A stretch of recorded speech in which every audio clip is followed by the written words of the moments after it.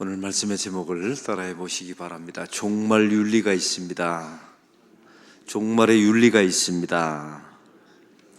오늘 말씀에 데살로니가 전서를 통해서 종말의 때가 찾아오게 되면 어떻게 살아야 되는지에 대한 말씀이 아주 자세하게 나와 있습니다.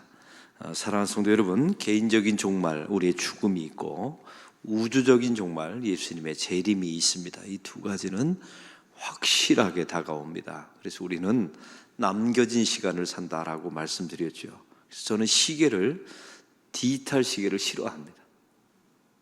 왜냐하면 이게 현재 시간만 가르쳐 주는데 저는 저런 초침이 있는 아날로그 시계를 굉장히 좋아해요. 왜냐하면 남겨진 시간이 아주 분명하기 때문에 그렇습니다. 그걸 항상 계산할 수가 있거든요. 우리도 마찬가지입니다. 영원히 살 것처럼 사는 것은 속고 사는 것입니다. 남겨진 시간을 사는 것입니다. 그래서 오늘 하루를 살아내면 하루가 줄어드는 거예요. 그리고 오늘 살아낸 이 하루는 결코 다시 돌아오지 않습니다. 또 우리가 살아낼 오늘 하루는 단 한 번도 살아보지 않은 하루를 살아내는 겁니다. 여러분, 이러니 우리가 항상 종말론적으로 살아갈 수밖에 없지요. 그런데 오늘 성경은 예수님의 재림이나 개인적인 죽음의 종말이 점점 가까울수록 실천적인 윤리가 필요하답니다. 아주 구체적으로, 아주 기본적으로 살아내야 되는 삶의 윤리가 필요하다는 거죠. 종말이 찾아오게 되면 아주 두 가지 아주 나쁜 증세가 나타납니다. 첫 번째, 막 살자, 이런 내용이 나오고요. 두 번째는 대충 살자. 여러분, 막 살자와 대충 살자는 전혀 다르다는 사실 아십니까? 막 살자는 것은 그냥 비도덕적으로 그냥 악을 저지르면서 어차피 망할 거, 어차피 죽을 거 한번 죄라도 실컷 지어보자, 아니면 내 욕망을 한번 마음껏 채워보자, 이게 막 살자예요. 여러분, 예수 믿지 않는 사람에게 종말이란 바로 이런 시험이 찾아옵니다. 막 삽니다. 아주 막 살아요. 어차피 심판은 찾아오게 되고 지옥은 가게 될 텐데 소망은 없고 막 살죠. 그래서 오늘 성경은 말합니다. 예수 믿는 사람은 종말의 때가 찾아오면 막 살면 안 된다는 거예요. 아주 철저한 더 구체적인 윤리가 필요하다는 거죠. 그래서 두 번째는 시험, 이 마지막 종말이 찾아오게 되면 이제 대충 살자, 그까짓 거 뭐 하면서 사는 게으름과 이 대충 사는 모습이 벌어지게 됩니다.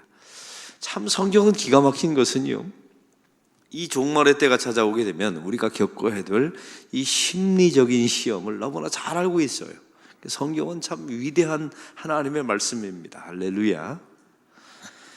사랑하는 성도 여러분, 그래서 우리는 대충 살면 안 되고 더 열심히, 게으르지 말고, 오늘 뒷부분에 쭉 나와 있어요, 생활의 윤리가. 그러면 사도 바울은 이 종말의 때가 점점 기다리고 있는 이 데살로니가 교인에게 어떠한 생활 윤리를 가르치고 있을까요? 여러분, 특별히 이 말씀이 나와 무슨 상관이 있으랴, 설마 내가 살아있을 때 예수님이 재림하시랴, 더 가까운 종말이 있다고 말씀드렸죠. 여러분이 죽어서 가는 종말 말이에요.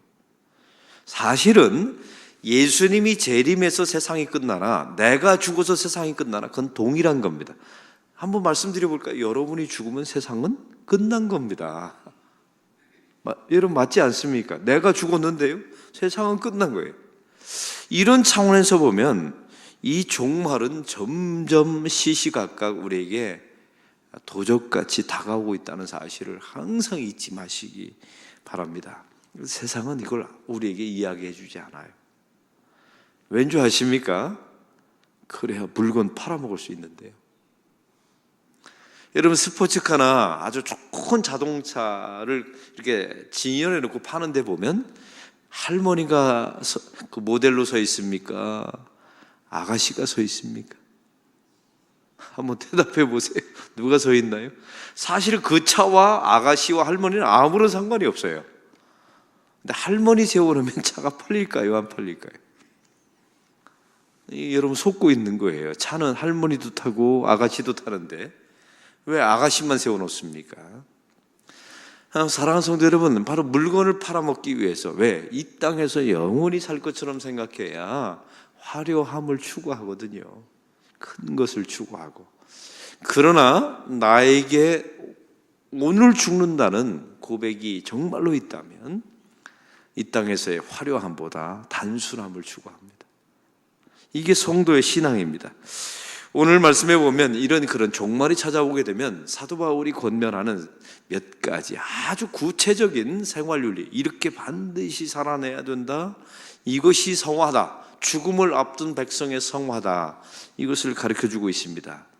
이것이 우리에게 아주 밀접한 것은 나이가 점점 들어가면서 이 생활, 종말의 윤리를 따라 주어야 합니다. 그래야 풍성케 되고 우리 교회와 가정, 여러분의 가정이 좋아집니다. 오늘 성경의 말씀은 첫 번째 윤리를 12절에 이렇게 소개합니다. 다 같이 읽겠습니다. 형제들아, 우리가 너희 가운데서 수고하고 주 안에서 너희를 다스리며 구원하는 자들을 너희가 알고, 13절, 그들의 역사로 말미암아 사랑 안에서 가장 귀히 여기며. 여러분, 이 말씀에 그 세번역 성경에 보면 이렇게 나와 있습니다. 너희에게 말씀을 가르치는 자, 너희보다 나이가 많은 자, 교회의 지도자, 가정의 지도자에게 너희는 리스펙트하라, 존경하라, 이렇게 나와 있어요. 여러분, 이게 종말의 때 나이가 점점 들면서 특별히 예수님의 재림이 다가오면서 성도가 가져야 될 첫 번째 윤리가 리스펙트, 존경이랍니다. 여러분, 이걸 어떻게 표현할 수 있을까요? 아까 말했죠. 우리가 막 사는 사람에게는 존경이 없어요. 바르게 사는 사람에게만 존경이 따르죠. 이 이야기를 하고 있는 겁니다. 바르게, 의롭게. 여러분, 교회 안에서도 가정 안에서도 마찬가지예요. 가장 비극적인 가정, 가문, 또 교회는 이런 교회입니다. 이런 가정입니다. 자기가 존경하는 사람도 없고 그 교회와 가정 안에 존경받는 사람도 없어요. 이거는 최악입니다. 근데 우리 교회는 있어요. 우리 원로 장로님 가운데서도 진짜 교인들한테 존경받는 교인이 있더라고요. 우리 장로님들 가운데서도 진짜 존경받는 장로님들이 계세요. 여러분, 이런 교회는 진짜 복된 교회입니다. 여러분, 저도 마찬가지예요. 목회를 하면서 여러 가지 사역하지만 제 목회를 끝날 때 이런 말 들으면 저는 성공했다고 생각합니다. 두 가지인데, 첫째는 저 목사를 통해서 예수님이 드러났다, 예수님이 밝히 전해졌다라고 말하면 성공한 거고요. 두 번째는 그래도 우리 목사는 목사답다. 여러분, 이게 참 쉬운 일은 아니에요. 근데 목사답다 라는 말을 들으면 저희 목회는 성공한 겁니다. 교회를 2만 명, 3만 명 불려놓고 그런 차원이 아니라 목사답다라고 말을 들으면 말이죠. 여러분, 그래서 종말의 때가 찾아오면 나이가 점점 들수록 제가 여러분에게 여러분의 삶을 풍성케 하고 진짜 근사하게 하나님 나라갈 우리 마지막을 맞이하게 되는 첫 번째 원리는, 여러분은 진짜 존경하는 사람이 있나요? 또 여러분을 리스펙트 해주는 사람이 있습니까? 그 사람은 종말의 시대를 살아가는 사람이에요.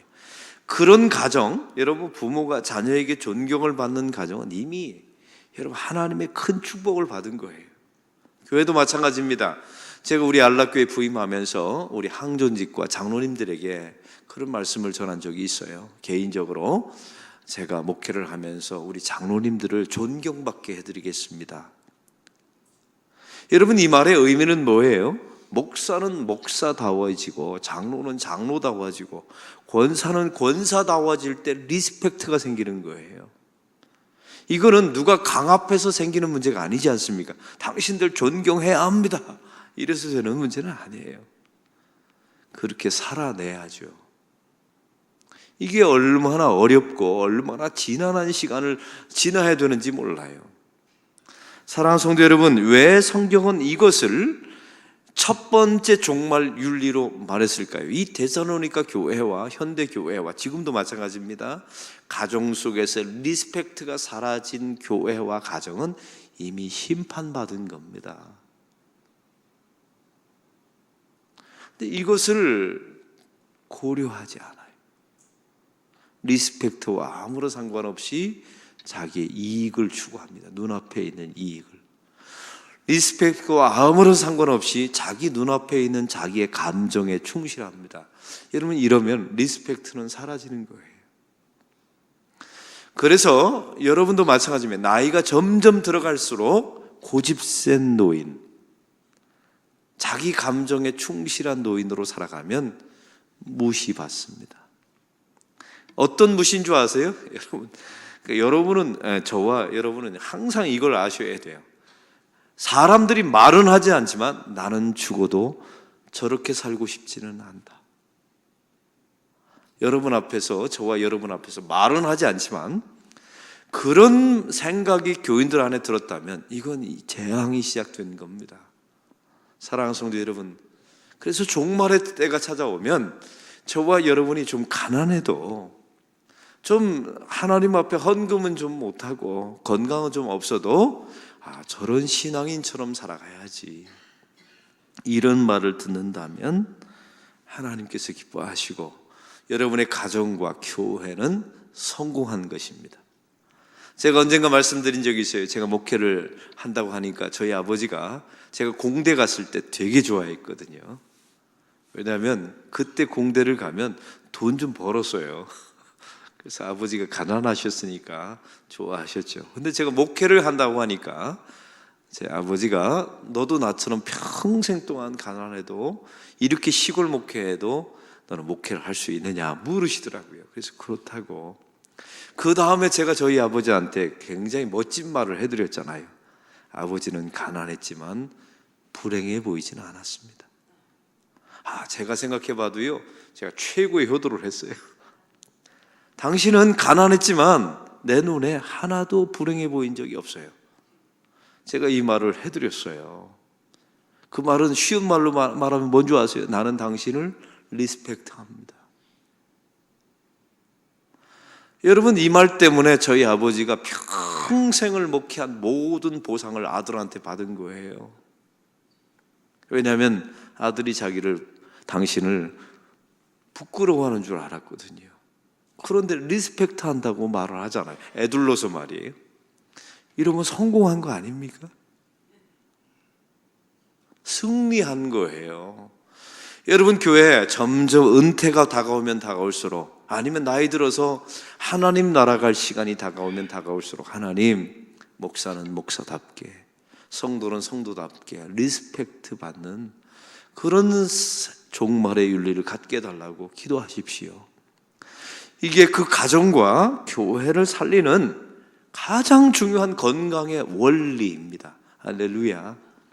이게 어려워요. 그러나 해내셔야 합니다. 함께 해내시기를 축원합니다. 오늘 말씀에 또한 성경은 말합니다. 두 번째 윤리를 말합니다. 13절 후반절을 다 함께 읽겠습니다. 너희끼리 화목하라 라고 말씀하고 있어요. 여러분, 이 생활의 종말윤리, 마지막 종말이 찾아오게 되면 사실은 죽음을 앞둔 성도들을 보면 이 현상이 나타납니다. 풀 건 풀더라고요. 화해할 건 화해하고 용서받을 건 용서받고.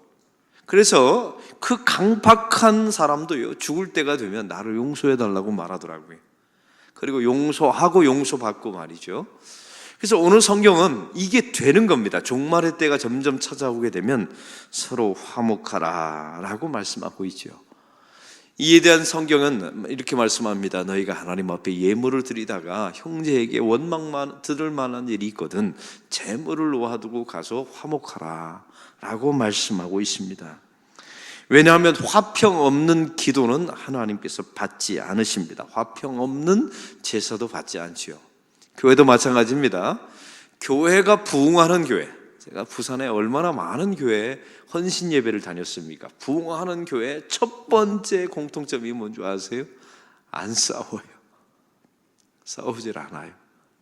여러분, 그러면 교회는 부흥하게 돼 있습니다. 할렐루야. 가정도 마찬가지입니다. 돈 많이 벌고 학벌이 이런 차원이 아니라 하나님 화목하게 하여 주옵소서. 특별히 부부간의 화목함을 자녀에게 물려주는 것은 최고의 유산을 물려주는 거예요. 네, 여러분 사업처를 물려주고 돈을 물려주고 아파트는 물려주지만 부부간의 사랑과 친밀함을 자녀에게 안 보여줬다면 가장 큰 재앙을 물려준 겁니다. 이건 저의 말이 아니라 이미 가정학자들, 심리학자들의 공통적인 말이에요. 부모가 자녀에게 물려주는 최고의 유산은 부부간의 친밀함이다. 할렐루야. 여러분, 그래서 서로 화목하라. 가장 가까이 있는 가족과 화목하고, 또 여러분, 우리가 살아가면서 수많은 갈등과 어려움이 있을 때 마지막 순간에는 서로 화목하라라고 말씀하고 있죠. 또한 14절의 말씀을 다 같이 읽겠습니다. 14절입니다. 또 형제들아, 너희를 권면하노니 게으른 자들을 권계하며 마음이 약한 자들을 격려하고 힘이 없는 자들을 붙들어주며 모든 사람에게 오래 참으라. 이걸 한마디로 말하면 돌봄입니다. 여러분, 종말의 때가 찾아오게 되면 이 세상 예수 믿지 않는 사람은 자기 자신에게 집중해요. 나의 탐욕, 나의 욕망을 채우는 일에 집중합니다. 그러니까 막 살고 대충 사는 거예요. 근데 예수 믿는 사람의 종말의 윤리는 전혀 다릅니다. 오히려 나에게 중심되었던 이 이기적이며 자기 숭배주의적인 이런 신앙을 밖으로 돌리라는 거예요. 여러분, 사실 우리가 죽었을 때, 만약 개인적인 종말을 죽었을 때 나의 죽음을 가슴 아파하는 사람들이 있어야 옳은 것 아닙니까? 근데 어떤 장례식을 가면요, 아주 싸늘해요. 왠 줄 아세요? 그 장례식에 온 많은 교인들이 속으로, 제게 그게 들려요. 이제 목회를 하다 보니까 저렇게 살다가 죽지는 말아야지 하는 결심의 장소가 돼요. 근데 이런 교인들이 있어요. 같은 교회 안에 예수를 믿는데 저렇게 살다가 저렇게 인색하게, 저렇게 자기 자신만을 위해서 살다가 죽지는 말아야지. 여러분, 이런 고백을 듣는다면 여러분, 그 사람의 인생이 어떻게 살아왔는지가 증명되는 거 아니에요? 우리가 성경의 사도행전에 도르가라고 하는 사람이 죽었습니다. 수많은 사람에게 구제를 베풀었죠. 이 사람이 딱 죽었을 때 갑자기 과부들이 몰려들어요. 하면서 사도들에게 말합니다. 이 옷은 도르가가 나한테 지어준 옷입니다. 예전에 몰랐었어요. 이 속옷은 도르가가 나에게 사준 겁니다 하면서 수많은 사람들이 사도들에게 이 죽은 도르가의 죽음에 대해서 가슴 아파하죠. 여러분, 이 모습을 보고 사도들이 그 도르가를 살려내지 않습니까? 여러분, 저와 여러분의 장례식은 어떤 장례식이 되어야 합니까? 수많은 사람들이 모여서 가슴 아파하고, 하나님 참 소중한 사람을 잃었습니다. 그리고 두 번째, 하나님 저도 저렇게 살다가 죽게 해주십시오. 이런 리스펙트는 어디에서 나오냐면 나눔에서 나오는 거예요. 인색한 사람에게는 불가능합니다. 자기 자신만을 아는 사람에게는 불가능해요. 사랑하는 성도 여러분, 이게 종말의 때 우리에게 주신 하나님의 아주 구체적인 윤리입니다. 그리고 오늘 성경 마지막은 말하죠. 모든 사람에게 오래 참으라. 여러분, 종말의 때가 찾아오고 나이가 점점 들면 이게 이제 세 가지 가장 중요한 내용인데, 속단하지 말라. 오래 참으라는 말은 빨리 판단하지 말라는 거예요. 왜냐하면 나이가 점점 들고 종말의 때가 찾아오면 우리가 그런 잘못된 판단을 할 수가 있어요. 그래서 항상 속된 긴급한 판단을 하지 말고, 또 비판하지 말고 악을 악으로 갚지 말라. 이렇게 아주 구체적으로 종말의 윤리를 말씀합니다. 그러면 오늘 말씀의 결론입니다. 왜 이 종말의 때 그냥 대충 살아라, 어차피 끝나니까 막 살자, 왜 성경은 이렇게 말하지 않을까요? 저와 여러분의 인생을 아주 훌륭하게 마무리 짓도록 성경이 돕고 싶은 겁니다. 참 귀하죠. 저는 성경이 그래서 참 우리 하나님 너무 좋으시다. 우리 인생의 마지막을 근사하게 만들어 주시려고 이렇게 우리에게 권면하고, 이렇게 훌륭하게 끝나게 만드시려고 이렇게 도우시는 그 이 주님의 손길을, 여러분, 이걸 의무와 책임이라고 생각하지 마시고, 맞다, 이 말씀이 나에게 참 유익하다, 이 말씀이 나를 결국 내가 리스펙트 받게 하든지 내가 누구를 리스펙트 하든지 나눔을 통하여 내가 풍성케 되고, 여러분 이렇게 되면 저와 여러분이 언젠가 이 땅을 떠나가게 되면 또 중요한 것은요, 그 다음에 축복이 이어지는 게 자손들이 여러분을 그리워하면서 참 우리 부모님이 이런 게 좋았습니다, 이런 게 좋았습니다. 여러분 추도식에, 저는 우리 교인들의 추도식이 참 귀한 게요, 우리 개신교의 추도식은 약간 밋밋해요. 사실은 유교나 다른 데는 막 음식을 잔뜩 차려놓고 절하잖아요. 뭔가 있어 보이잖아요. 근데 우리는 그런 걸 할 수 없지 않습니까?